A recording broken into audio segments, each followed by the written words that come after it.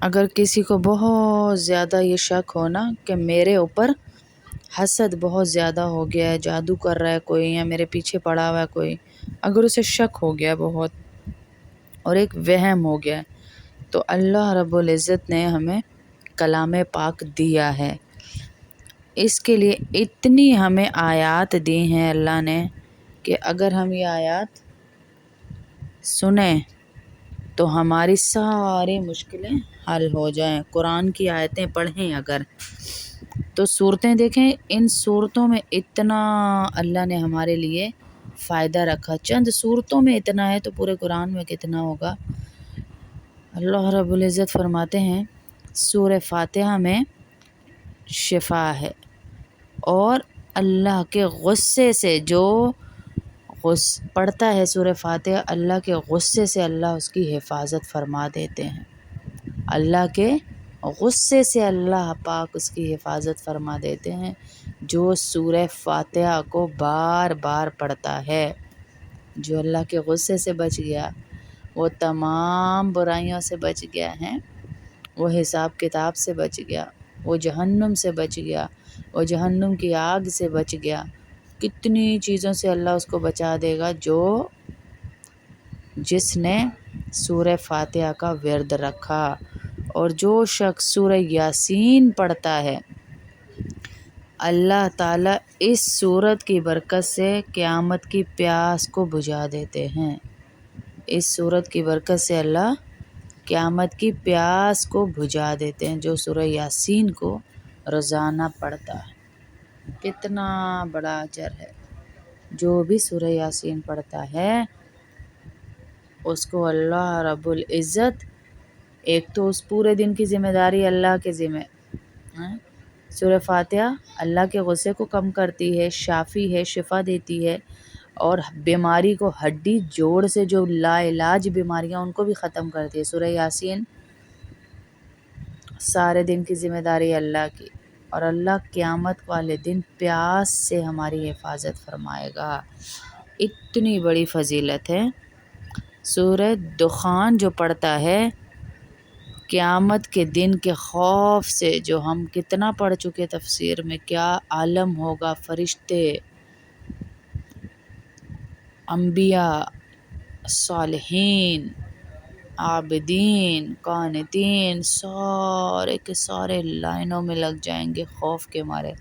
پہاڑ اڑنا شروع ہو جائیں گے، ریزہ ریزہ ہو جائیں گے، سمندر بھڑک اٹھیں گے۔ یہ کس کا عالم ہوگا؟ قیامت کے خوف کا عالم ہے، قیامت کے خوف کا۔ تو اللہ رب العزت سورہ دخان پڑھنے والے سے قیامت کے خوف کو ختم فرما دیتے ہیں۔ اور جو سورہ واقعہ پڑھتا ہے، اللہ رب العزت اس کے گھر سے رزق کی تنگی ختم فرما دیتے ہیں۔ سورۃ الملک کس چیز سے بچاتی ہے ہمیں؟ سورہ ملک ہمیں بچا رہی ہے عذاب قبر سے۔ اس کو باقاعدہ جھگڑالو سورت بھی کہا گیا، کہ جو سورہ ملک پڑھتا ہے وہ جھگڑالو سورت ہے، اللہ سے جھگڑتی ہے انسان کے لیے۔ سورہ کوثر کی جو کثرت کرے، سورہ کوثر کی جو کثرت کرے، اب جو اصل جس لیے میں یہ ویڈیو بنا رہی تھی، سورہ کوثر کی جو کثرت کرتا ہے، اللہ حاسدین کے حسد سے اس کی حفاظت فرماتے ہیں، جھگڑا کرنے والوں کے شر سے اس کی حفاظت فرماتے ہیں، جادو کرنے والوں کے جادو سے اس کی حفاظت فرماتے ہیں، اس کی روزی میں اتنی برکت دیتے ہیں کہ وہ سوچ ہی نہیں سکتا، کہاں سے غیب سے اس کی روزیوں کا اللہ رب العزت انتظام فرماتے ہیں۔ جو بھی سورہ کوثر کی ترتیب اپنے گھروں میں رکھتا ہے، سورہ کوثر کثرت سے جو پڑھتا ہے، 129 دفعہ پڑھ لیں تو سمجھیں آپ کی زندگی کے سارے مسئلے اللہ سورہ کوثر سے حل کر دے گا۔ آپ کا راشن، آپ کے پیسے کبھی کم نہیں ہوں گے، کبھی ختم نہیں ہوں گے۔ ایسی برکتیں اللہ عطا کرے گا سورہ کوثر کے پڑھنے سے۔ اور سب سے بڑا حاسدین کے حسد سے اللہ نکالیں گے، حاسدین کے حسد سے اللہ بچائیں گے، شیطان کے شر سے اللہ بچائیں گے، شیطان کے شر سے بچائیں گے۔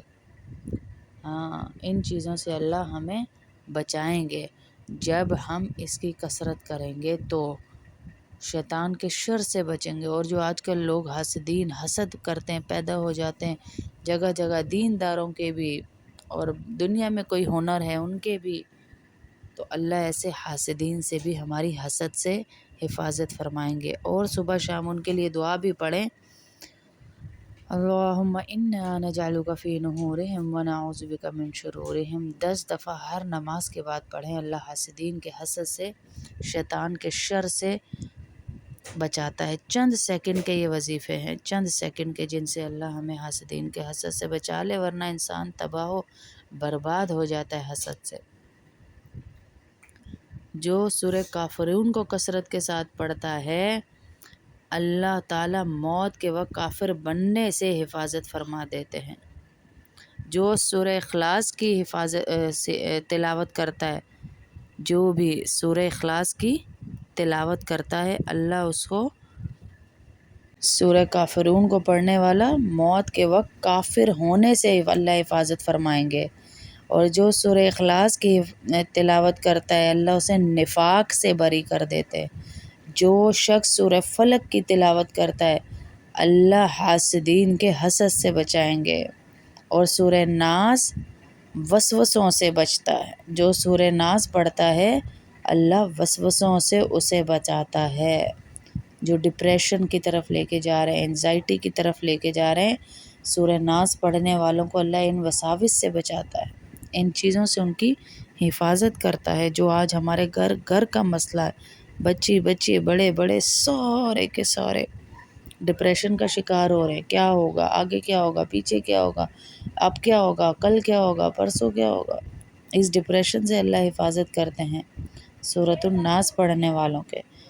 ہاں، ہم حفاظت کریں اپنی ان صورتوں کو، قلعہ بنائیں ایک، صبح اور شام اٹھتے ہی یہ صورتیں ساری پڑھ لیں تو اللہ ہماری سارا دن حفاظت کر لیں گے۔